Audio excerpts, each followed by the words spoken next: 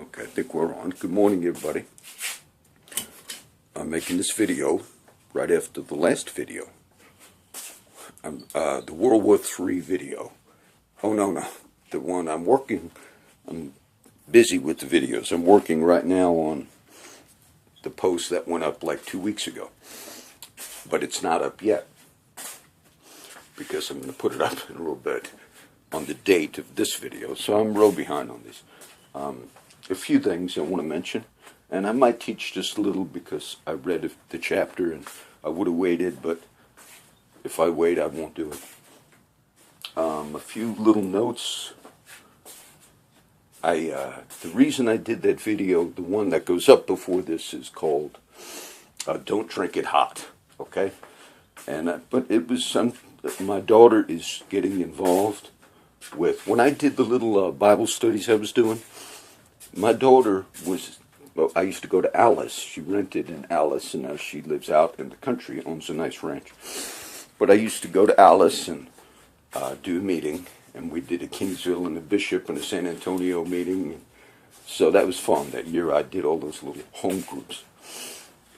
But I have not really done much with her. But yesterday, or the day that you got that video called, it's going to be called Don't Drink It Hot, is because she's somewhat of an activist like me. And I noticed that. And she upset about, what about the politics and corruption in this. So even tonight, there's a little meeting in town, a little group, sort of like a progressive. She doesn't even know all the terms, because I'll say, well, that's progressive, but that's what she is, basically, in that sense. And I might try to go to the meeting. It's right where Pops used to live, because the address is like a little house off of Waco Street. And I said, oh, that's where Pops used to live. Some of my friends, Jimmy D came by. He called me again yesterday. I might see him later. He's still in the detox, but he has to get out to do little appointments and all. So I might help him later. But he didn't know Pops died. Some of my friends, I'm the one that lets them know. I said, Pops passed away. And my daughter Becky didn't know either. So, a few little notes, and then I'll teach. I don't want to be partisan when I do politics, okay? And the thing that has upset me, which always does, is the media bias, the media manipulation. And I'll just give you a few quick little examples. Donald Trump, because he comes from a much more liberal Republican thing. Many of the hardcore Republicans had a movement, Stop Trump movement. They were still trying to recruit a third-party candidate up until yesterday. Look at today's date. So up until yesterday, whatever the date is, because they were very against Trump for various reasons.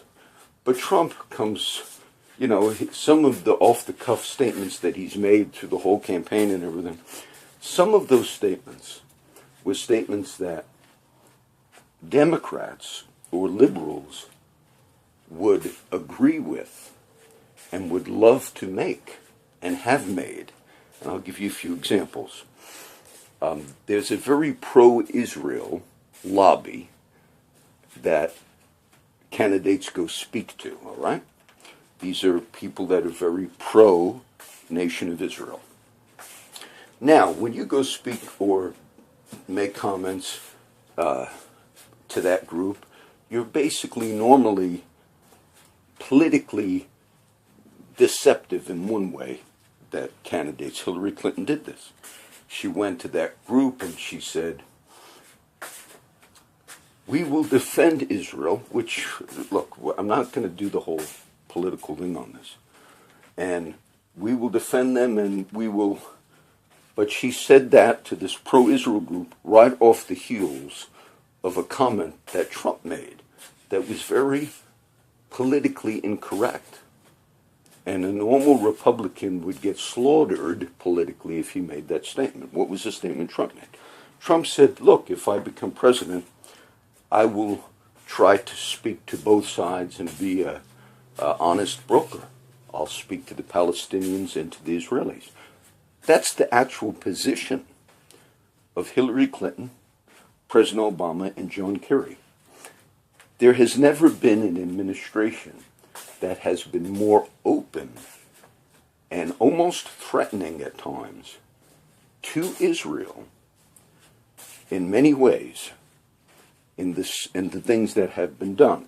Just from a political standpoint. Iran nuclear deal being one. Benjamin Netanyahu, the leader of Israel, they came out publicly and said, your deal with the Iranian nuclear deal, President Obama, is a threat to our survival. That you have never had worse relations, just politically, with the nation of Israel as you have had under the Obama administration with Secretary Clinton as Secretary of State. There was even a story that might have been true. It was floated at the time of the Iranian nuclear deal before it was signed. And the story came out. It came out on the news media for a day. And it said that we even were almost having discussions when we were discussing the Iranian nuclear deal with Iran, that what happens if Israel, which they have done before, say if they just unilaterally on their own bomb the Iranian nuclear sites, what they've done that before. And there was some word that we would actually, in order to defend the Iranian nuclear deal with Iran, if Israel didn't like it and they decided they were going to bomb some of the nuclear sites, there was some stories that we would actually threaten to shoot down an Israeli plane in defense of Iran. This came out about 2 years ago. Now, the story later, they say, oh, we're not sure. I think it probably was being discussed, just maybe they would have said, look, so the point is this. There's been no administration, just from this view, that was more willing to say, we're going to look at the other side of the issues of the Palestinian side. We're going to treat them, and I defend the Palestinian side as well. Not the bombings, not the terrorists, not the Hamas, no, but the true Palestinians. Some of them are Christians, okay? In this ongoing thing in the middle with Israel and the Palestinians. So, when Trump makes that speech, or made that statement, that he'd be an honest broker, all he was saying was what Hillary Clinton and her administration and Obama, what they have been doing. But she yet blasted him on it. When she spoke before that pro-Israel group, she blasted him. That's hypocrisy. Because that's the position that you took. And you did that for political means. So that's dishonesty. And in all the faults that Trump had, he honestly said it. And if you were honest, and there might have been a few MSNBC liberal pundits that kind of said, actually, he was maybe okay in making that statement. And he did that again with the NATO. NATO, which you hear me speak about a lot on the videos, North Atlantic Treaty Organization. But look, NATO, we are funding it where it's a worldwide force, basically. I don't want to do it all. And Trump said, look, we can't be the main funders of NATO, and when NATO engages in these actions around the world, we're the primary force and all. That's true what Trump said. But because he just said it, some people that were anti-Trump said he wants to destroy NATO, he wants to... No. What he said was true. And some of the people that criticized him on that actually hold that view. So that's hypocrisy. That's hypocrisy, regardless of all the other things. So, and then he even criticized, in one of the debates, Bush lied to get us into war. I don't believe Bush lied to get us into the Iraq war. But what Bush did was a bad thing. Because even the so-called weapons of mass destruction that Saddam Hussein did not have, even if he had them, it would have still been unjustified to do preemptive war like that. And when we found out that he did not have them, some say, oh, there were little things there, yeah, but not what we had thought. When we found out this is the Iraq war. So he said that in a presidential Republican debate when Jeb Bush was still in running. He said, your brother lied to get us in the war. Now, those statements normally Democrats and liberals should be, woo, happy about. But yet they went after him on all of those things, showing me that they are dishonest, too. You see? If they were honest, they wouldn't have done that. They would have said, wow, we actually agree with Trump. That's why I believe he's going to beat Hillary Clinton. If she becomes the nominee, as of this date, we don't know. She might get indicted. But that's why I think he is going to, he's going to get a lot of the more liberal Republicans, many of the independents, all of them probably are going to vote because Hillary Clinton has upset those independents so much because of the campaign. So I wanted to just mention those few things. Oh, I had the joke. Let's see. I think I've been telling them. I know you wait for those. Let's see. Okay, well, my daughter's such an activist, so when we were out there that day, and we went out to eat in Alice, a little Mexican restaurant that I take them to, a Mexican restaurant. And then she's talking about, what about the water problem we're having in Corpus, and a lot of stories where the famous story with, I'm losing my memory very badly, but the story with Erin Brockovich and all.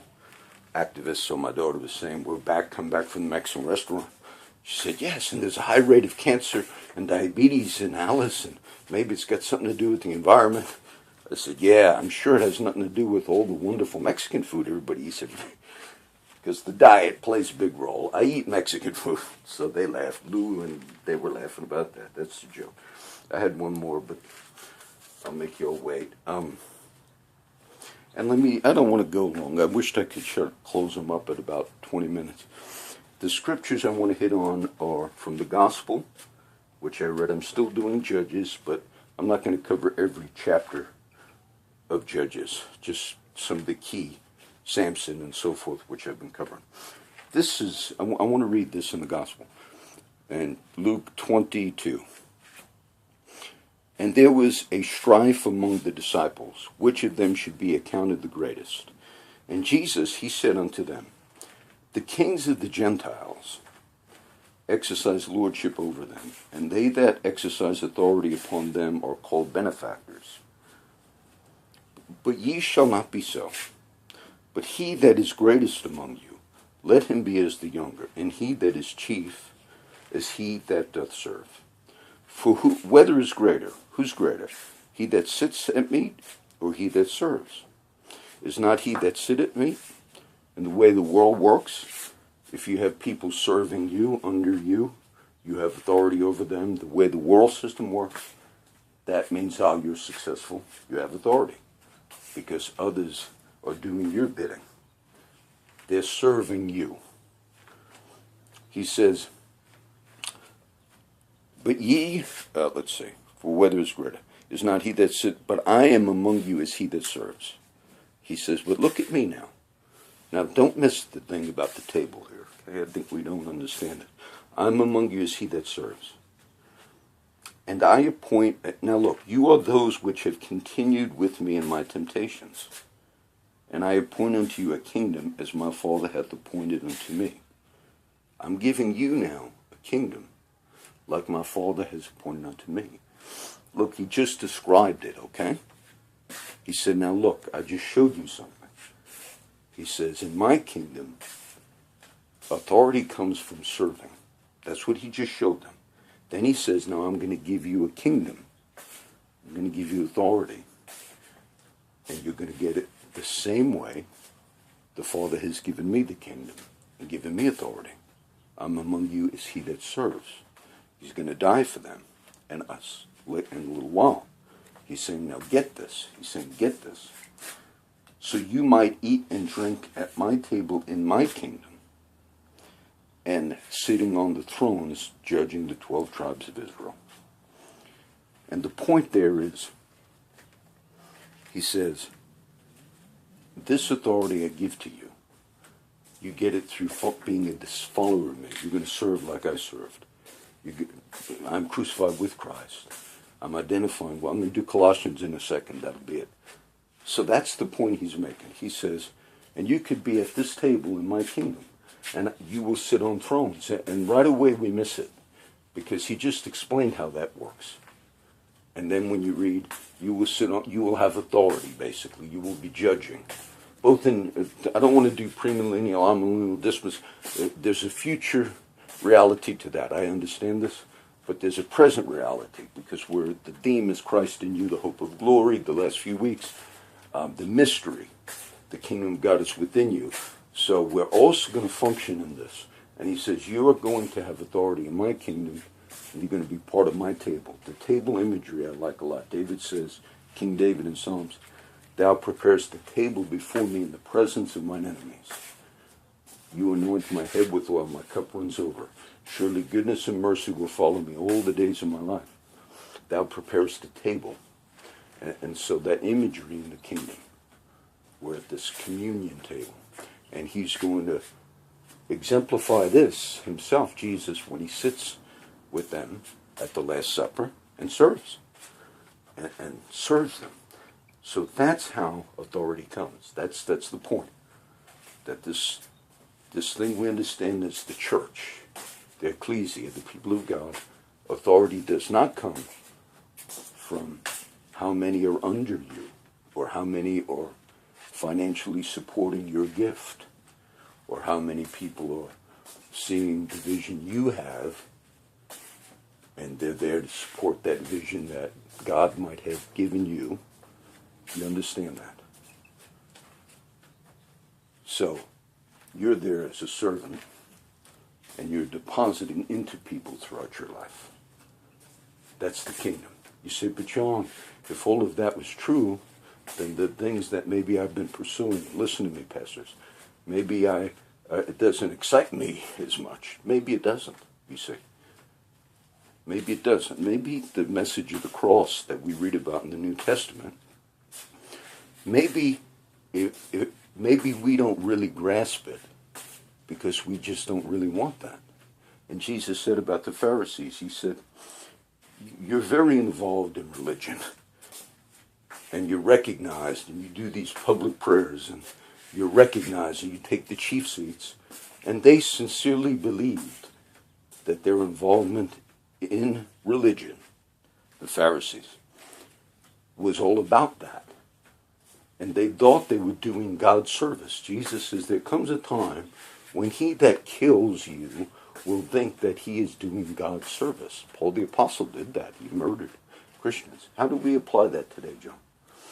Let me ask you something. You see me talk about all these politics and all.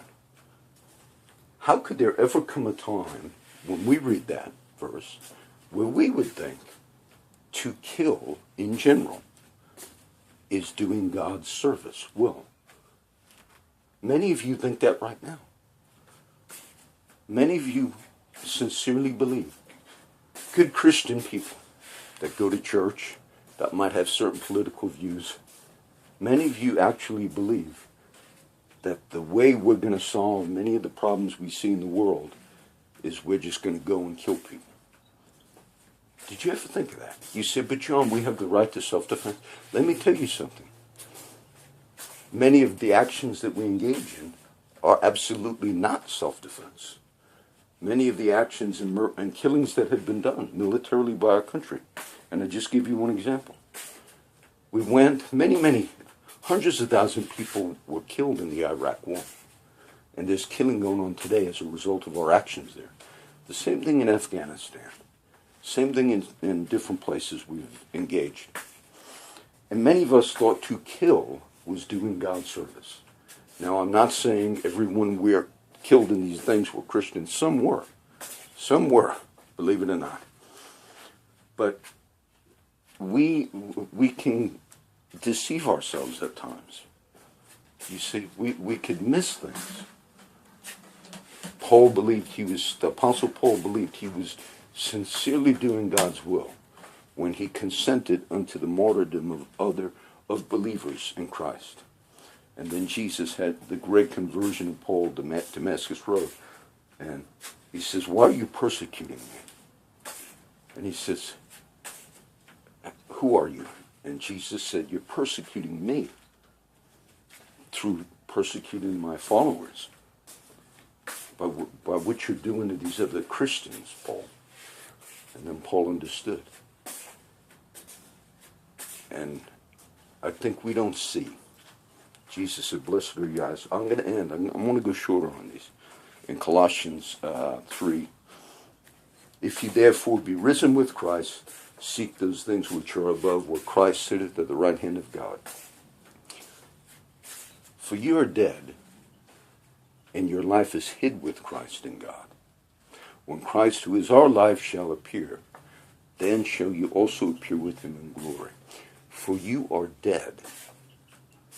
For you are dead, and your life is hid with Christ in God. There was a psalm I read, and it wasn't in context, meaning when I read it, it said, free among the dead. Free among the dead. But it didn't have the meaning that I actually applied to it. I read it a few years ago. But when I read that little phrase in Psalms, it said, dead men are free. Dead men are free. Free among the dead. So we're hidden. There's a lot of verses the last few weeks I've been putting up and all painting. Hidden. That God is our hiding place. I think I have one right here. Thou shalt hide me in the secret of thy presence from the pride of man. Thou shalt keep me secretly in a pavilion from the strife of tongues. He that dwells in the secret place of the Most High. Look, read those if I post them. Read those verses. Secret place of the Most High. Hidden. I just read, I didn't cover the rest of that chapter in the gospel, but we're going to read as you continue reading that chapter I was quoting from. He goes out, Jesus goes out to a place. He has a spot where he prays. And he withdraws from the disciples because when he's fulfilling the ultimate purposes, which was the cross, death, burial, and resurrection, everyone forsook him at that moment. And that was prophesied that would happen. I will smite the chief shepherd. I think it's Zechariah the prophet. But it's speaking, I will smite the chief shepherd, and the flock are going to be scattered. And that was God's purpose. And so he fulfills the destiny because he has to prevail. And even his closest circle, the people, Peter, when they tried to dissuade him from the ultimate fulfillment of the vision, when Jesus says the Son of Man is going to be delivered into the hands of sinful men and crucified. And Peter, after he made the great confession that you're the Christ, the Son of the Blessed, the Son of God, and Jesus said, blessed are you, Simon Bar-Jonah, for flesh and blood has not revealed this unto thee, but my Father in heaven. And then in the next words, he says, I'm going to go and be crucified. And Peter says, no, we're not going to let this happen. And Jesus says, get thee behind me, Satan, to Peter. Because thou savorest not the things that be of God, but the things that be of men. He said, no, Peter. He said, no, this is my destiny to go to the cross. And as much as I love you, Peter, and as much as what you're going to go through in your denials of me, and all that's still going to happen with you, Peter, but you must know that this is the purpose. And if you don't see it, Peter, and that you've come this far, and if you don't see it, then I'm going to have to let you go. Because I'm going to finish what my Father's given me to do. We'll end it with that.